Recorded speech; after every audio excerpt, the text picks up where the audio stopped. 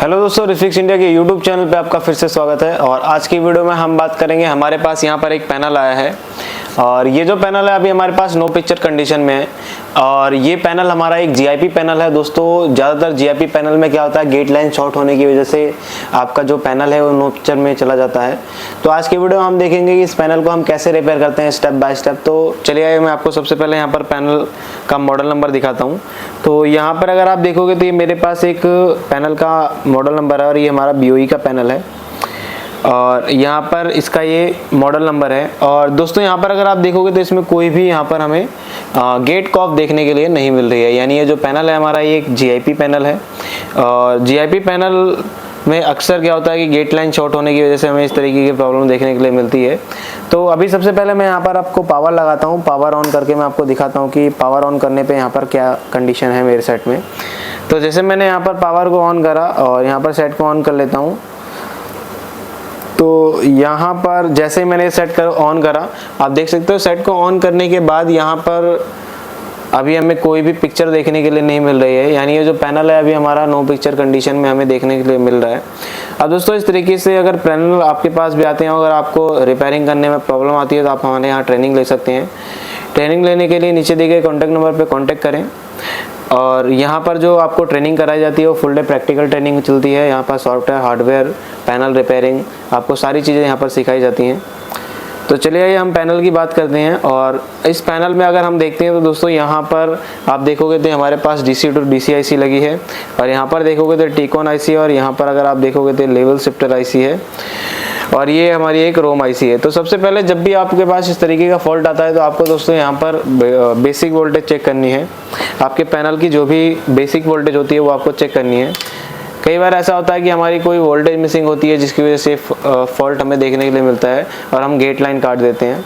तो देखिए, आपको पैनल को चेक करने का सीक्वेंस पता रहेगा तो आप पैनल को इजीली रिपेयर कर सकते हो। पैनल को चेक करने के लिए क्या है कि आपको नॉलेज होनी ज़रूरी है। अब यहाँ पर सबसे पहले मैं आपको यहाँ पर दिखाता हूँ कि यहाँ पर जो 12 वोल्ट की सप्लाई है, यहाँ पर अगर आप देखोगे तो ये 12 वोल्ट की सप्लाई मेरी बिल्कुल परफेक्ट तरीके से यहाँ पर इनपुट हो रही है।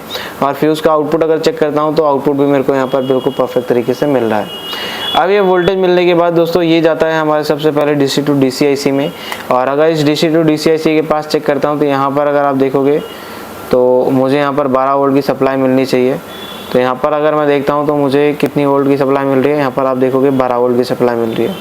यानी ये 12 वोल्ट की सप्लाई जैसे हमारी इस DC to DC IC में जाती हैं और DC to DC IC में जाने के बाद दोस्तों इस DC to DC IC का काम होता है सबसे पहले यहाँ पर 3 वोल्ट की सप्लाई बनाना।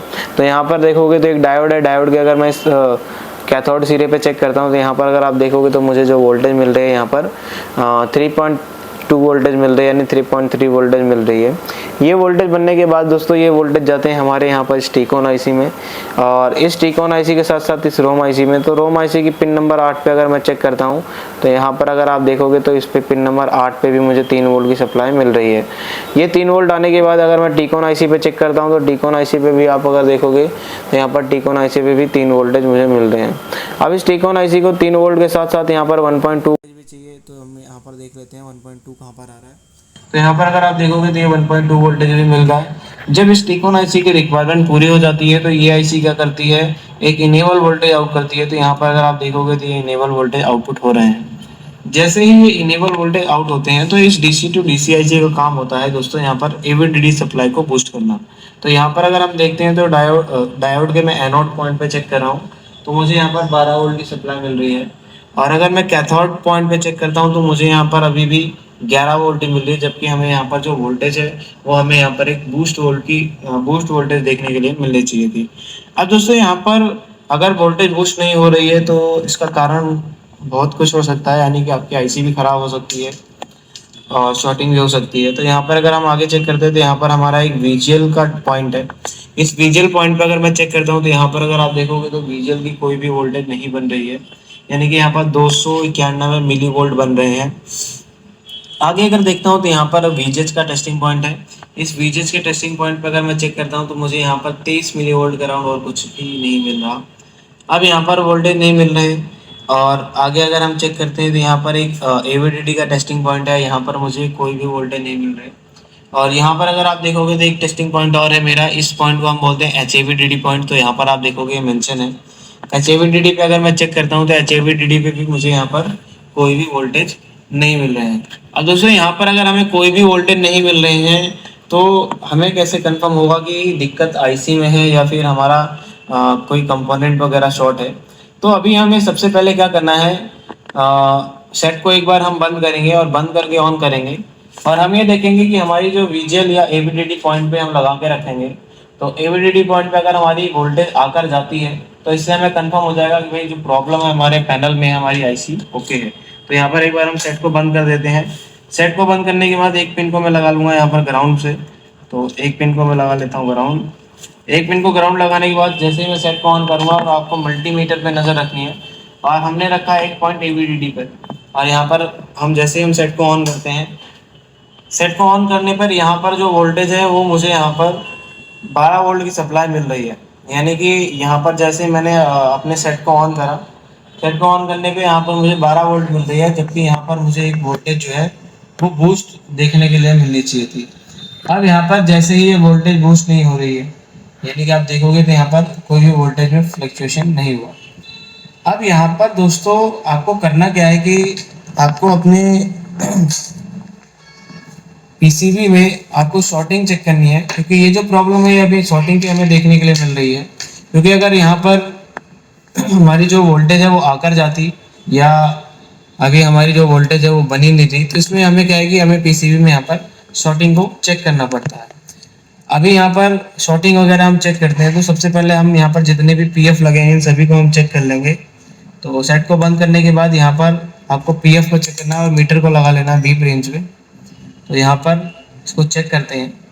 पीएफ वगैरह जब भी आप चेक करते हो बहुत ही बारीकी से चेक करना है आपको, और कोई पीएफ हमारा यहाँ पर शॉर्ट नहीं होना चाहिए। यदि कोई पीएफ वगैरह शॉर्ट होता है तब भी इस तरीके की प्रॉब्लम हमें देखने के लिए मिलती है।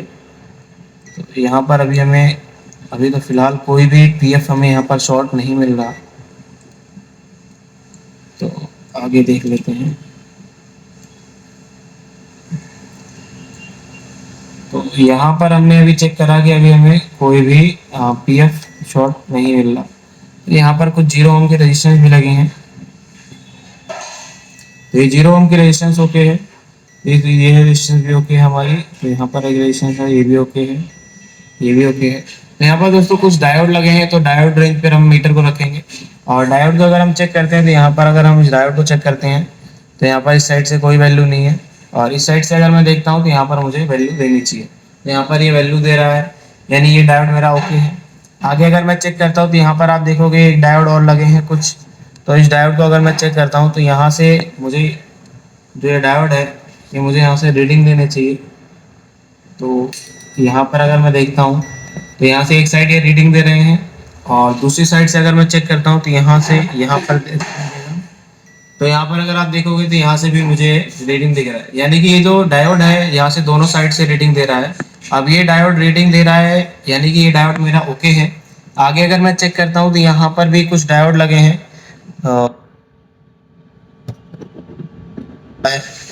अगर इस डायोड को मैं चेक कर रहा हूँ तो दोस्तों यहाँ पर जो डायोड है इसको मैं क्रॉस चेक कर लेता हूँ। क्रॉस चेक करने पर अगर मैं यहाँ पर देख रहा हूँ तो मुझे ये जो डायोड है यहाँ पर कोई भी रीडिंग शो नहीं कर रहा है किसी भी साइड से, यानी कि ये जो डायोड है ये अभी हमें यहाँ पर ओपन कंडीशन में देखने के लिए मिल रहा है। अभी इस डायोड को सबसे पहले हम चेंज करेंगे और डायोड को चेंज करने के बाद हमें पता चलेगा कि प्रॉब्लम यहीं से आ रही थी या कहीं और से। तो सबसे पहले अभी हम क्या करेंगे, इस डायोड को चेंज करेंगे। डायोड को चेंज करने के लिए दोस्तों आप कोई भी इसका स्क्रैप की पीसीबी ले सकते हो इस तरीके से। तो यहाँ पर हम इस डायोड को चेंज कर देते हैं। तो यहाँ पर डायोड को चेंज करने के लिए थोड़ा सा हम यहाँ पर पेस्ट यूज़ करेंगे, तो यहाँ पर हम पेस्ट लगा लेते हैं। तो इस तरीके से आपको भी पेस्ट लगाना है, क्योंकि पेस्ट के बिना अगर आप काम करोगे तो काम आपका परफेक्ट नहीं होगा।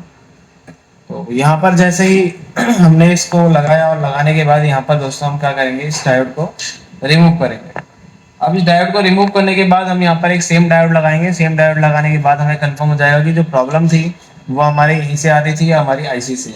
बेसिकली अभी जो प्रॉब्लम मुझे मिल रही है अभी तो यहीं से हमें देखने के लिए मिल रही है, क्योंकि अगर आईसी से कोई प्रॉब्लम होती तो हमारी जो